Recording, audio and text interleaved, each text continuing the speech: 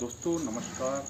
उम्मीद करता हूँ कि आप सभी काफ़ी अच्छे होंगे, खुश होंगे और बेहतर होंगे। जैसा कि पहले फेज़ का इलेक्शन ख़त्म हो चुका है और मैंने कहा था कि 19 अप्रैल से पहले यदि रिज़ल्ट नहीं आया तो रिज़ल्ट आने की संभावना रिज़ल्ट इलेक्शन के रिज़ल्ट के आने के 2 हफ़्ते बाद होगा।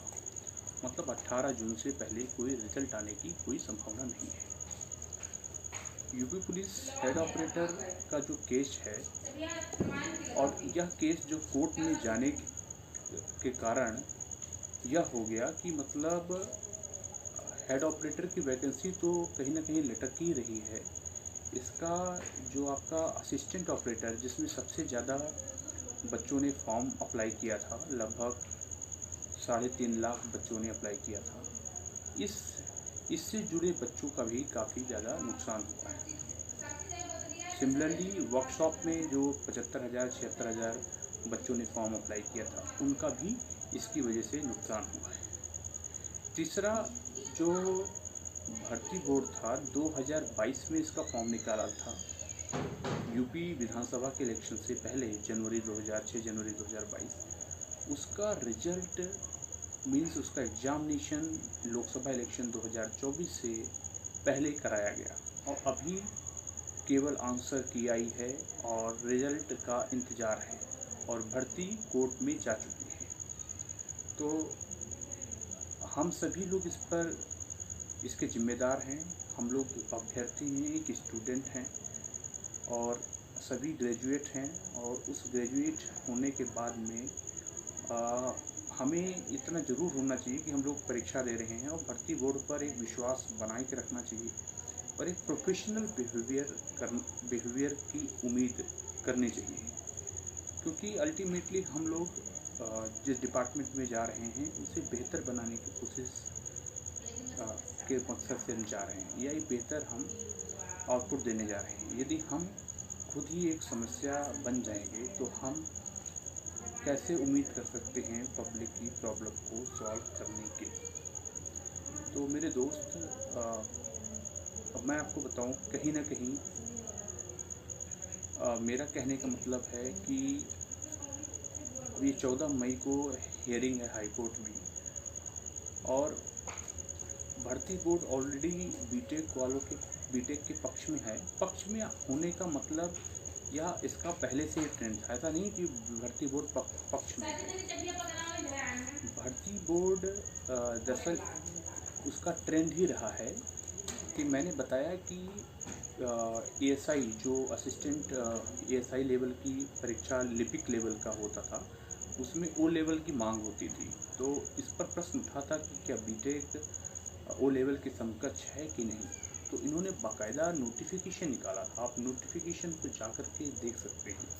तो जो नोटिफिकेशन निकाला था उसमें बताया था कि ओ लेवल 1 साल का कोर्स है और बीटेक 4 साल का कोर्स है, इसलिए वो हायर लेवल की डिग्री है और हमारी आवश्यकता न्यूनतम लेवल की है।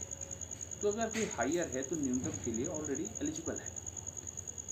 दरअसल भर्ती ये सारे फैसले जो हैं एलिजिबिलिटी से रिलेटेड फैसले जो संबंधित बोर्ड है, चाहे भर्ती बोर्ड है, यूपीएससी है, यूपीएससी है, चाहे एसएससी है, ये इनकी जिम्मेदारी है एलिजिबिलिटी से।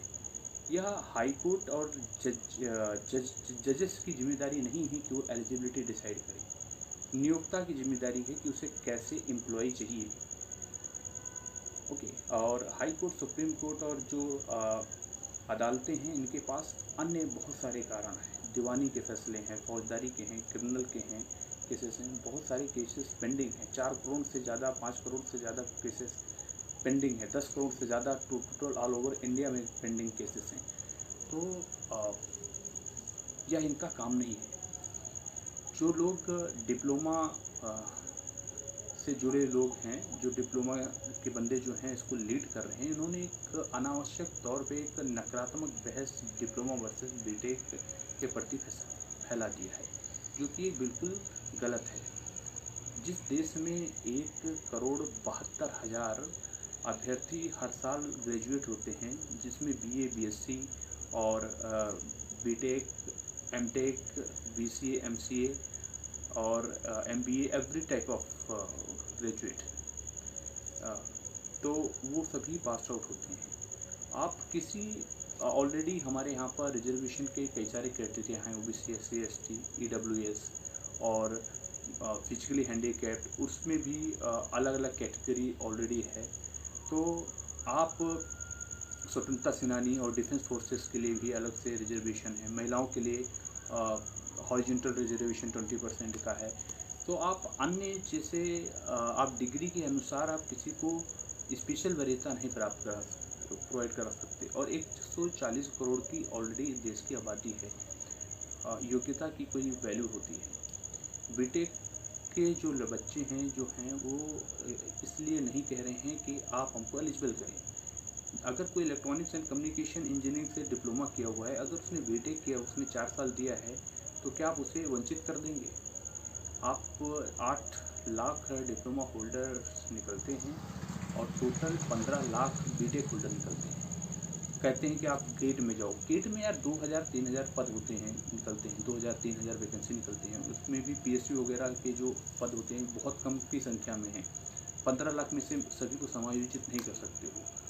तो इतने अच्छी इतने बल्क संख्या में इंजीनियर्स निकल रहे हैं, और आप अगर ऐसे बाइफरकेट करेंगे तो कैसे सिस्टम में सुधार आएगा, कैसे डिपार्टमेंट में सुधार आएगा? जब आपको अच्छी क्वालिटी के बंदे अवेलेबल हैं तो आप लो क्वालिटी के बंदों को क्यों लेना चाहते हैं? हम नहीं कह रहे हैं कि अगर कोई लो और कोई हाई क्वालिटी का कोई नहीं होता है।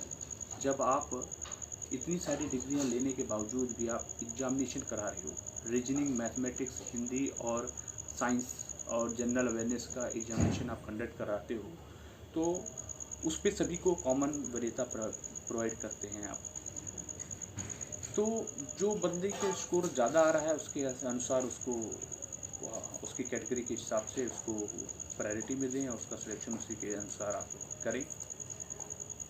इसमें नया ड्रामा, नए तरीके की कन्फ्यूजन, नए तरीके की बहस अपने व्यक्तिगत स्वार्थ के लिए जो लोग इसको डील कर रहे हैं, लीड कर रहे हैं, मैं आपको बता देता हूँ, उनका सिलेक्शन चाहे डिप्लोमा अलाउ हो या ना हो, चाहे बीटेक, चाहे डिप्लोमा और बीटेक जो भी रिजल्ट आए, वो किसी भी कंडीशन में उनका सिलेक्शन नहीं होने वाला है। उन्होंने अपनी हर एक एग्जामिनेशन से खुद की उम्मीद छोड़ दी है और वो केवल अपनी कोचिंग को चलाना चाहते हैं और अपने आप को तो उन्होंने बर्बाद किया ही है और वो आप सबके भविष्य के साथ खिलवाड़ कर रहे हैं। ऐसे लोगों का कृपया करके नहीं साथ देना चाहिए। मैं कह रहा हूँ कि रिजल्ट कुछ भी हो, रिजल्ट चाहे कुछ भी हो, लेकिन रिजल्ट डिक्लेयर हो जाए। क्योंकि मैंने बच्चों को देखा है मुजफ्फरनगर में, मैं अच्छी तरीके से जानता हूँ कि कितना संघर्ष होता है। उन्होंने जो संघर्ष किया है, उन्होंने किसी के से ज़्यादा मेहनत करके जो आउटपुट लेकर के आए हैं, उनको उसका नतीजा मिलना चाहिए, चाहे वो डिप्लोमा के हो चाहे बीटेक के हो, और उनके घर में खुशियाँ आनी चाहिए। उनके माता पिता के चेहरे पर खुशियाँ आएगी, एक सकारात्मक माहौल बनेगा। बजाय 2 साल से लंबी भर्ती को और लंबा खींचने से अच्छा है कि इसका जल्द से जल्द फैसला हो, इसका डिसीजन हो, चाहे कुछ भी हो, इसको लंबित मत करें। नितिन गडकरी जी कहते थे, या तो फाइल को रिजेक्ट कर दो और या तो फाइल को फॉरवर्ड कर दो, लेकिन फाइल को दबा के मत रखो। यदि आपको प्रॉब्लम था डिप्लोमा वालों को या इन लोगों को भी, किसी को भी पार्टी को प्रॉब्लम थी, तो 2022 में जब नोटिफिकेशन आया था उसी समय ही कंप्लेन करना चाहिए था। 2 साल से जो बच्चे इस पर निगरानी रख करके तैयारी कर रहे हैं, पूरी तरीके से अपने आप को फोकस कर रहे हैं मेरे दोस्त, तो उनका समय मत की बर्बादी करना हमारा अधिकार नहीं है। हमें सकारात्मक दिशा में बढ़ना चाहिए और मेरा मानना है, यदि या तो सरकारी नौकरी को ख़त्म कर दो और या तो 6 महीने के अंदर वैकेंसीज को फिलअप कर दो, और हर एक एग्जामिनेशन को, चाहे फिजिकल हो, चाहे प्री एग्जामिनेशन हो, चाहे फिजिकल एग्जामिनेशन हो, चाहे आंसर की का निकलना हो, चाहे रिजल्ट का डिक्लेरेशन हो, चाहे मेरिट का हो, चाहे ट्रेनिंग का टाइम, हर एक समयबद्ध उसकी समयबद्धता ऑलरेडी निर्धारित होनी चाहिए। अन्यथा आपका जो योजना है, अगर आप इसको वैनिस्ट करना चाहते हैं तो आप वैनिस्ट करिए, हटा दीजिए। आप या तो प्रोवाइड करिए, या तो आप गवर्नमेंट जो आप प्रोवाइड कर रहे हैं तो समयबद्ध तरीके से प्रोवाइड करिए, नहीं तो इसको ख़त्म करिए। दूसरी चीज़ें, delay result, deny result, delay justice, deny justice. ये सुप्रीम कोर्ट का एक फैसला था कि डिले जस्टिस मतलब डिनाई जस्टिस, मतलब देर में न्याय मिलना, तो हमें न्याय नहीं चाहिए। वही चीज़ मैं कह रहा हूँ, डिले में रिजल्ट, हमें ऐसे रिजल्ट की आवश्यकता नहीं है। सुधार करना चाहिए, नया परिवर्तन करना चाहिए। जो इस प्रक्रिया से निकल के जिन्होंने सिलेक्शन लेंगे, आप उन बच्चों से क्या उम्मीद कर सकते हो कि आने वाले समय में वो क्या सिस्टम में परिवर्तन करेंगे। थैंक यू वेरी मच मेरे friend. I hope you are doing well and you are in a splendid spirit and doing great. And anything else, if I get any update on this recruitment, then I will definitely let you know. Thank you very much.